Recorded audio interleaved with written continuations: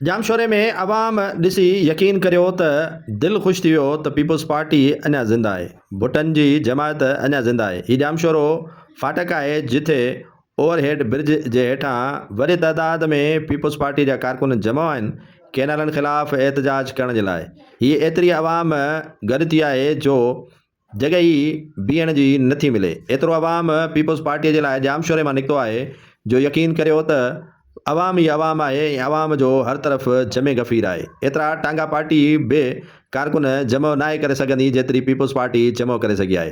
हिते मलिक असद सिकंदर खां वठी काफ़ी पीपल्स पार्टीअ जा अॻवान मौजूदु आहिनि, पर हिते पीपल्स पार्टी जे ॾिनल सॾ जी जेका मोट कारकुननि ॾिनी आहे उहा शर्म खां वधीक कुझु बि न आहे। हिते आङुरियुनि ते ॻणण जेतिरा कारकुन मौजूदु आहिनि ऐं पार्टी जा ज़िलई उहिदेदार पिणु ग़ाइबु आहिनि। हिते मलिक असद सिकंदर, डॉक्टर सिकंदर शोरो ऐं काफ़ी उहे अॻवान मौजूदु आहिनि। ख़ासि तौर ते मुराद अली शाह जो बि ज़िलो इन जामशोरे सां लॻे थो, पर कारकुन ॾिसो त केतिरे तइदाद में मौजूदु आहिनि जिन ते शर्म कारकुननि खे पाण खे अची रहियो आहे त हेॾी वॾी काल कैनालनि लाइ ॾिनी वई आहे। कोटड़ी डाउन स्ट्रीम खां हेठि पाणी न आहे ऐं वरी एहतजाज में आङुरियुनि ते ॻणण जेतिरा कारकुन खणी अची पहुता आहिनि ऐं माण्हुनि खे ॿुधाइनि था त असां कैनालनि ख़िलाफ़ु आहियूं ऐं कैनालनि खे ठहणु न ॾींदासीं। पहिरियां त ठहण ऐं न ठहण वारी ॻाल्हि अलॻि आहे, पर जंहिं काज़ लाइ तव्हां सॾु ॾिनो आहे पोइ अवाम तव्हां सां गॾु छो न बीठी आहे। हीउ जामशोरे जी हालत आहे, बाक़ी छा हूंदी।